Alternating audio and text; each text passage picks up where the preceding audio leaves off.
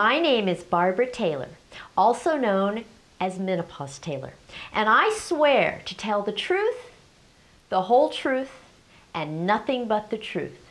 So help me God. That's what you have to say when you testify in a court of law. But I've been thinking, why should that be unique to a court of law? Why shouldn't that same pledge be a requirement for a lot of things, including reporting the findings of a research study? So I decided we should talk about that today. This video is all about how close research study reports are to the truth. And the fact is that sometimes, instead of getting the truth, the whole truth, and nothing but the truth, you get the non-truth, the half-truth, and everything but the truth. If you've ever heard or read a report on a research study that gave you pause or even made you stop taking a medication, you should watch this video. I urge you to just watch the video for now, but after you've watched it, if you want to read more, you can find this in my book on pages 422 to 434. Yep, it's at the end of the book, and it's at the end of the outline notes also, along about page 90 something. I promise you that you'll react to research reports differently after learning what I have to teach you today. Don't you feel like you get conflicting information every time you hear a report about a research study? I mean, one report will say vitamin E is good for you, and another one will say maybe not. One day 2 glasses of red wine prevent disease, and the next day they don't. One guideline tells you to get a mammogram every year, and another one says get it every 2 years. How in the world are you supposed to know what's true when you hear non-truths, half-truths, and everything but the truth? Wouldn't it be so much better if all research reporting required that you get the truth, the whole truth, and nothing but the truth? One particular study really brings this other than the truth phenomenon to light. It's the Women's Health Initiative, WHI, which came out in 2002. Now, before 2002, women routinely took hormone replacement therapy, otherwise known as HRT, when they began experiencing the symptoms of menopause at about age 51. And most women would continue taking the hormones for the next 10 years or even indefinitely. The belief at the time was that hormone replacement therapy for menopause replaced a deficiency in female hormones. And a deficiency is an absence of anything the body needs to function normally. So just as insulin deficiency, which is diabetes, requires insulin replacement, and thyroid hormone deficiency, which is hypothyroidism, requires thyroid hormone replacement, estrogen deficiency at the time of menopause was viewed as a deficiency state that warranted estrogen replacement therapy. Now, if you have a deficiency state and you don't replace the missing substance, what happens? You experience a list of about 20 symptoms that make you feel awful.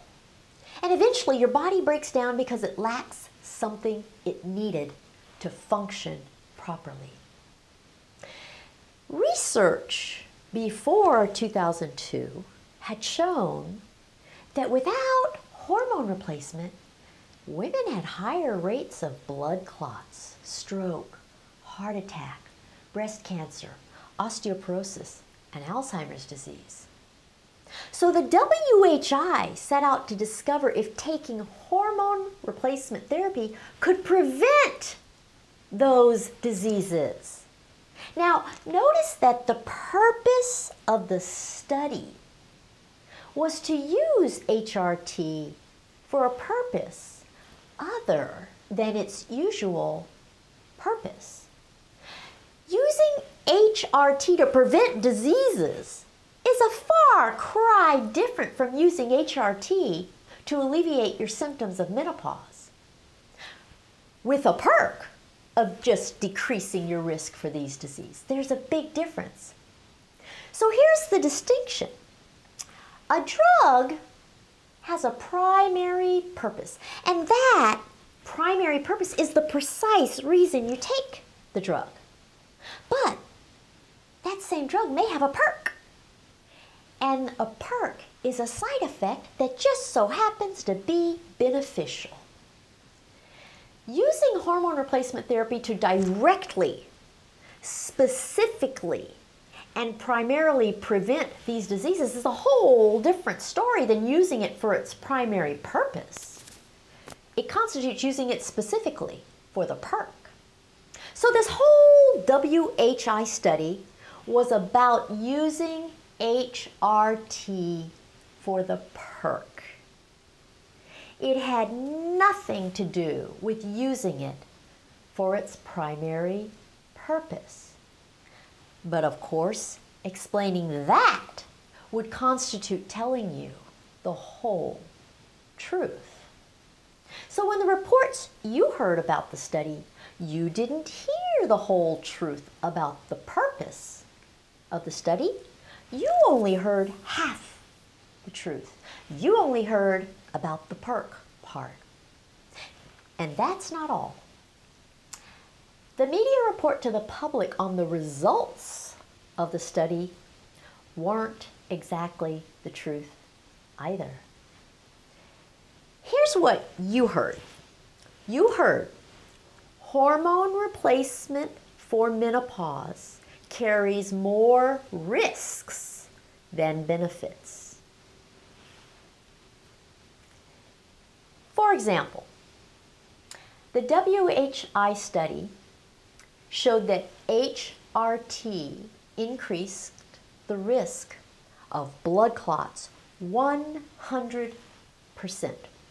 It also increased the risk for strokes, heart attack, and breast cancer.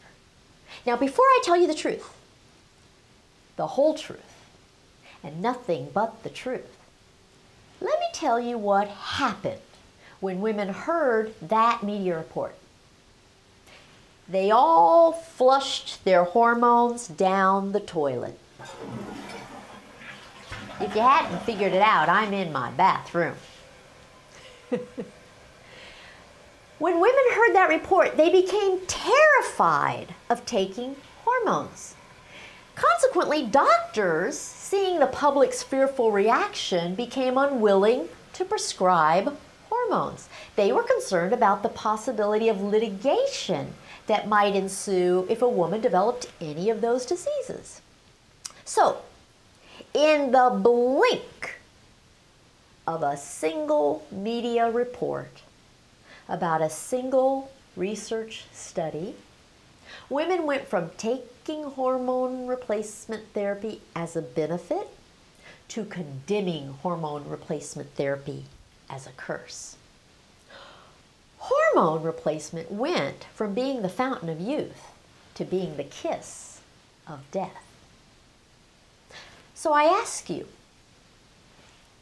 which is it? What's the truth? How did something that had been so standard and beneficial become so offensive and risky just because of one research study?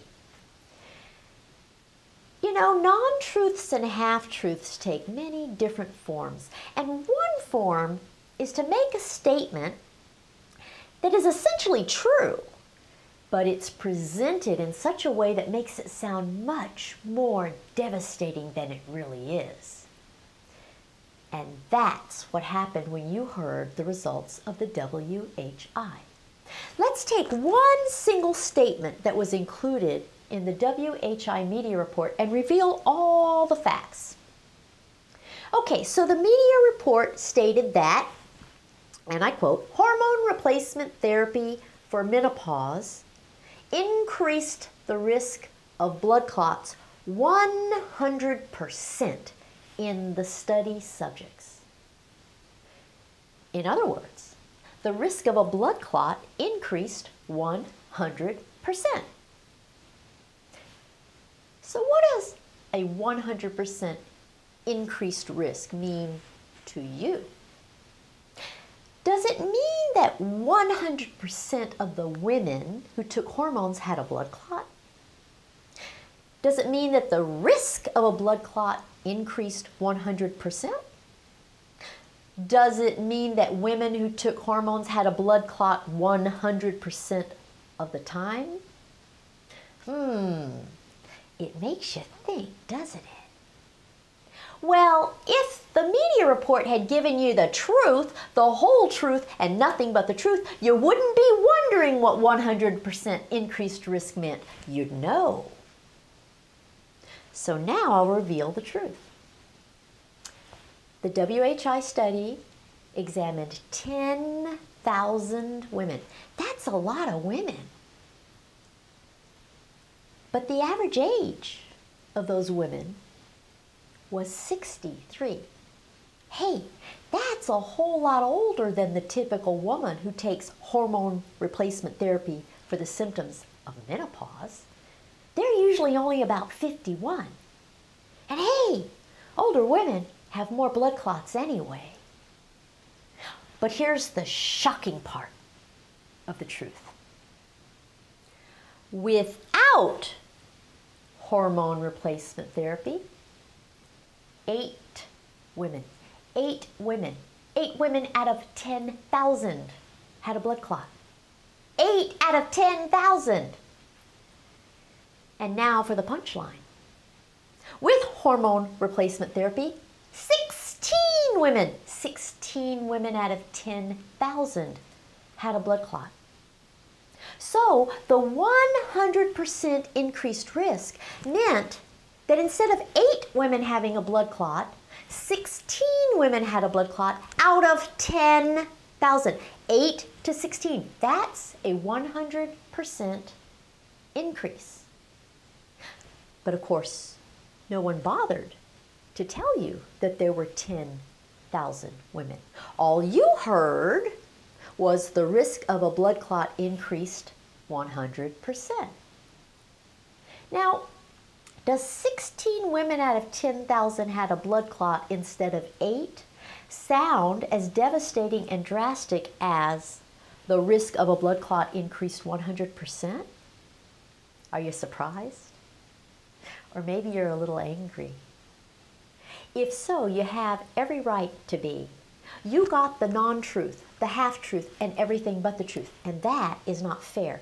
And this is only one of many examples on the statistics of that study. Every single thing had numbers that you did not hear. If only you'd heard the truth, the whole truth, and nothing but the truth, you would have had the opportunity to evaluate the significance of that study properly.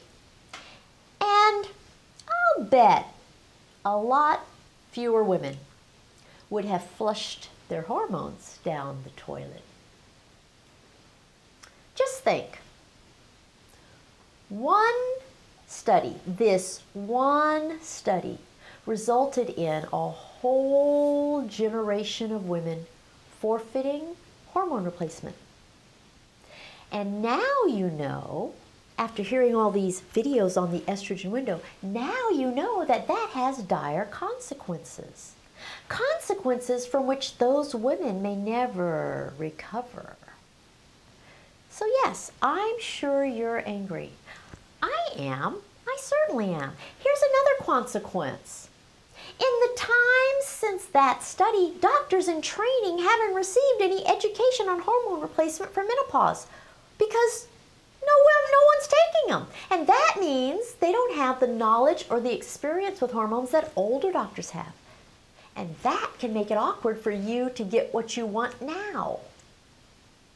Oh, and you know how I started this tutorial by saying you hear one thing and then you hear something that contradicts the first thing you heard?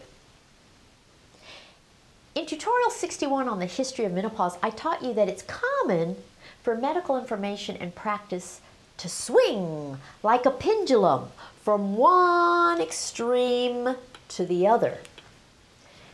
Well, since that first WHI report came out, there have been numerous more studies examining the data over and over again. And guess what? We're right back where we were before the WHI study ever surfaced. We know that taking hormone replacement for menopause is definitely more beneficial than risky.